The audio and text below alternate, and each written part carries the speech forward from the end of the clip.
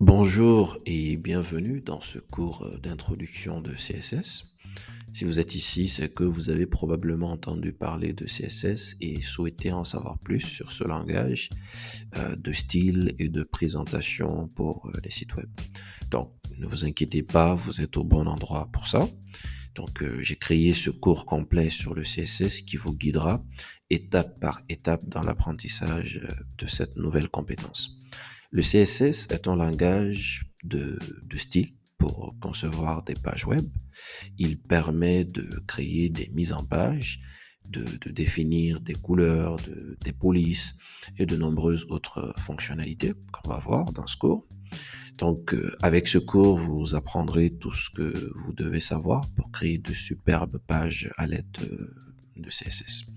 Donc, si on revient, bon, pour ceux qui ont suivi le cours HTML jusque-là, le dernier cours, c'était au niveau des formulaires.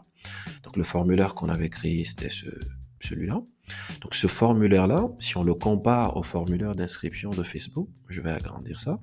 Donc, on voit qu'il y a vraiment une très grande différence.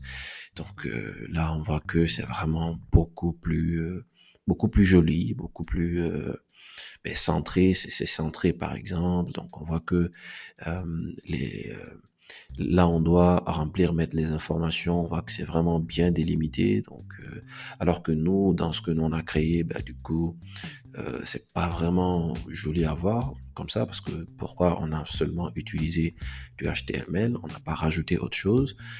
Donc, si on rajoute du CSS là-dessus et qu'on l'utilise comme ça se doit, on peut vraiment se rapprocher de ce qui est là, donc au niveau du formulaire d'inscription de Facebook.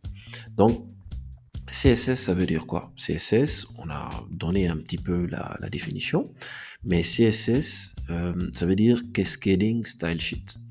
Donc, le style sheet, ça veut dire feuille de style. Donc, feuille de style, c'est juste du contenu style qui est appliqué à du HTML pour styler le HTML.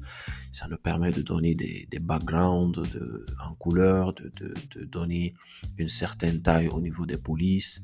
Ça nous permet de faire vraiment beaucoup de choses. Donc le cascading, ça veut dire quoi? Le cascading, c'est juste pour dire qu'il y a une certaine hiérarchie qui est respectée lorsqu'il s'agit d'appliquer du style sur un élément.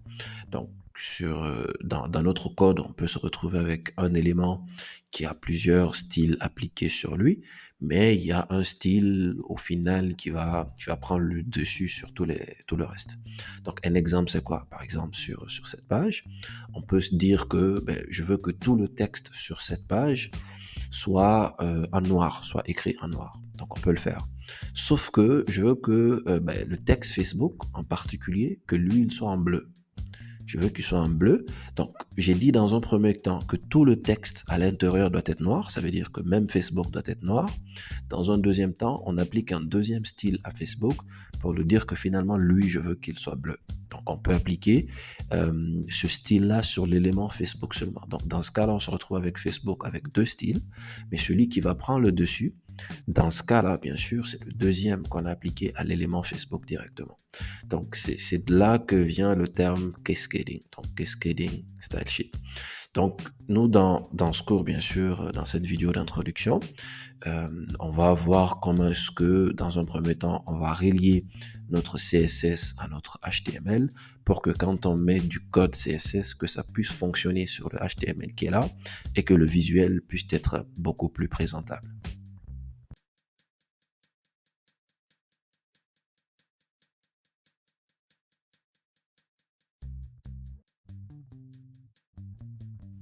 Ok, donc on va voir que il y a trois façons de relier ou de mettre du CSS dans notre code HTML et en général pour les sites web que l'on va mettre en place ou pour les pages web que l'on va mettre en place, les trois façons de faire du CSS sont utilisées. Donc la première façon de mettre du CSS dans notre code HTML est appelée le inline CSS. Donc le inline CSS, ça veut dire quoi? C'est de prendre du code CSS, on le met directement dans l'élément sur lequel on veut appliquer notre CSS. Donc comment est-ce que cela se passe? Par exemple, l'élément H1 que j'ai ici, donc je vais fermer ça, puis je vais le relancer. Ok, donc l'élément H1 qui est là, je veux lui donner une certaine couleur. Je veux donner une certaine couleur au texte. Je veux pas que ça reste avec la couleur noire. Je veux donner la couleur bleue, par exemple. Donc on a la possibilité de faire ça. Donc on vient sur notre élément. Notre élément, c'est le H1. L'élément qui est là, ma première page web, c'est lui qui est là. Voilà. Donc on vient sur l'élément H1. Qu'est-ce qu'on fait, tout simplement? Donc on va écrire style. Donc style, on fait notre tabulation ou bien entrée pour nos facilités, l'autocomplétion. Donc en mettant style, on a quoi? En mettant style, ben, du coup, c'est quoi le style que nous voulons mettre? Nous, on veut la couleur. Donc on veut la couleur. Donc moi, je mets color. Et puis, on veut que le texte soit bleu. Donc on met bleu. En faisant ça, vous voyez automatiquement, la couleur de notre H1 a changé. Donc, il n'y a pas seulement que la couleur que l'on peut changer, il y a vraiment beaucoup d'autres choses que l'on peut faire. Maintenant, si on veut ajouter à notre style, donc bien sûr, vous voyez qu'il y a le point virgule qui est là automatiquement. Le point virgule là, qui est là, il faut toujours le mettre pour séparer les styles. Donc voilà, je veux par exemple aligner le texte au centre de son contenu. C'est-à-dire, pour cela, on met quoi? Texte align. Pour le moment, on est juste en train d'expliquer comment est-ce qu'on met le CSS dans le HTML. Faut pas forcément chercher à comprendre ce que veut dire ce que je suis en train de mettre, même si pour le moment, c'est vraiment clair, parce que color, ça veut dire couleur. Texte align, ça veut dire aligner le texte. Donc, disons que je mets center au centre. Oui, ça s'est déplacé, maintenant ça se trouve au centre de son contenu. Son contenu, le H1, il occupe toute cette partie-là. Donc, pour comprendre ce que je suis en train de dire, c'est quoi? C'est que si on vient ici et qu'on fait inspecter, d'accord? On voit que on va dans notre body, le H1, vous voyez le H1? Le H1, il quitte d'ici, il vient jusque là. Donc, ça c'est le H1. Quand on vient là-dessus, ben, la couleur nous montre la partie qui est occupée par notre H1. Donc notre H1, le contenu de notre H1, ma première page web, va être centré par rapport à toute cette partie qui est utilisée par notre élément H1. Ok, donc ça c'est bon, c'était juste pour montrer ça. Donc on va réduire ça. Donc voilà, ça c'est la première façon, ça c'est le inline CSS. Donc il y a une deuxième façon qu'on va voir dans la partie suivante, qui est le internal CSS.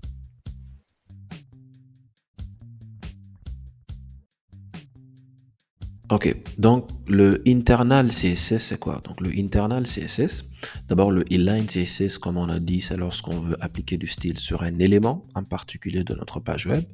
Le internal CSS, c'est lorsqu'on veut appliquer des styles sur un élément ou sur un ensemble d'éléments, donc sur notre page web. Donc comment est-ce que ça fonctionne? Donc ce qu'on a fait avec le inline CSS, si on veut appliquer un élément, par exemple, on veut mettre sur plusieurs éléments en même temps, 5, 6 éléments, on veut mettre la couleur bleue, le texte, on veut que le texte soit de couleur bleue, mais il faudra aller sur chaque élément et puis mettre le style. Donc ça peut être vraiment répétitif, redondant. Donc on peut faire beaucoup plus simple. Si on utilise le internal CSS par exemple, avec les ID et puis les classes qu'on va avoir par la suite, vous allez voir que ça va être beaucoup plus simple de mettre du style sur un ensemble d'éléments. Donc si on revient à notre internal CSS, donc pour l'utiliser, comment est-ce qu'on fait? On revient dans notre head, donc ça fait longtemps qu'on n'a pas parlé du head. Donc le head, c'est là où on doit placer notre style. Donc on fait style, tout simplement, on fait la tabulation pour nous aider à compléter ça automatiquement. Donc je vais juste essayer de séparer ça un petit peu pour voir. Donc là, nous sommes dans notre head. Là, on a les balises méta dont on a parlé dans le cours d'introduction de HTML. On a notre titre, donc le titre première page qui s'affiche ici. Et c'est là où on met aussi notre style. Donc notre style, comment est-ce qu'on doit procéder? Donc si je veux appliquer un élément sur le H1, je dois mettre H1, puis je mets les accolades. Je mets les accolades et à l'intérieur, je mets la propriété et la valeur de la propriété.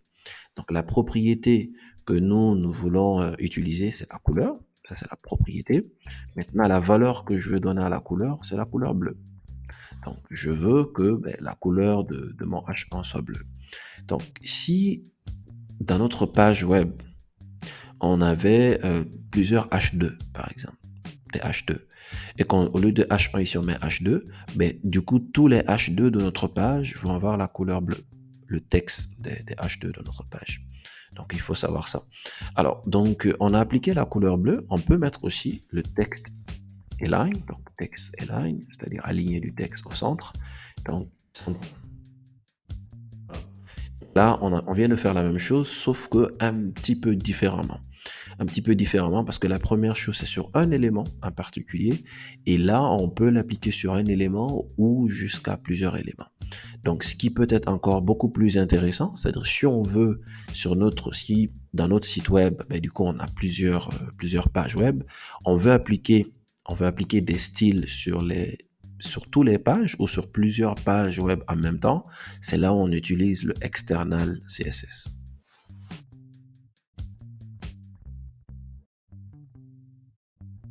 Et donc maintenant, on va voir le external CSS. Donc le external CSS, donc c'est du CSS qui est externe du coup à notre contenu HTML. Ça veut dire qu'on va créer un fichier CSS à part, on va le relier à notre fichier HTML et comment est-ce qu'on va relier, donc on va voir ça tout de suite. Ce qu'on va faire, c'est qu'on va créer un fichier à l'intérieur ici. Donc on va mettre style.css. Ok, donc style.css est là. Du coup, on va revenir dans notre Hello World. On va retirer notre style ici. On n'a pas besoin de ça lorsqu'il s'agit d'utiliser seulement que de external CSS. Donc, qu'est-ce qu'on fait? On met tout simplement link.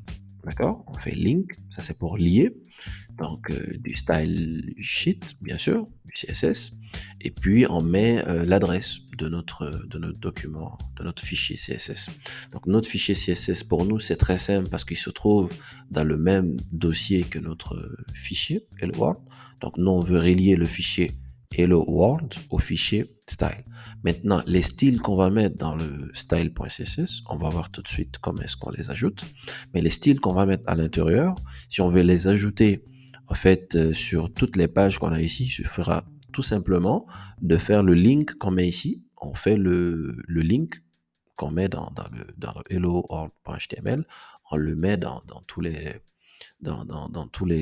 autres fichiers HTML et puis le style qu'on met à l'intérieur du style.css va s'appliquer partout. Donc, href, donc on met tout simplement style, donc on a notre style.css. Alors, pour le moment, dans notre style.css, il n'y a rien du tout. Du coup, on va essayer de mettre quelque chose. Donc, on va mettre style dans style.css, toujours notre H1 pour essayer d'apporter du style là-dessus. On fait H1 accolade, un petit peu comme on a vu dans le internal CSS, il faut mettre les accolades.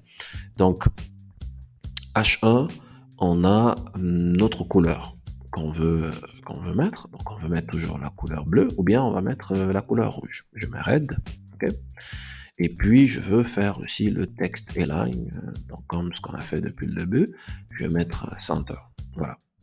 Donc, là, notre fichier CSS, on l'a relié à notre fichier Hello World à l'aide de cette balise-là. Et puis dans le CSS, dès qu'on met quelque chose du style, ça va être directement compris par le navigateur.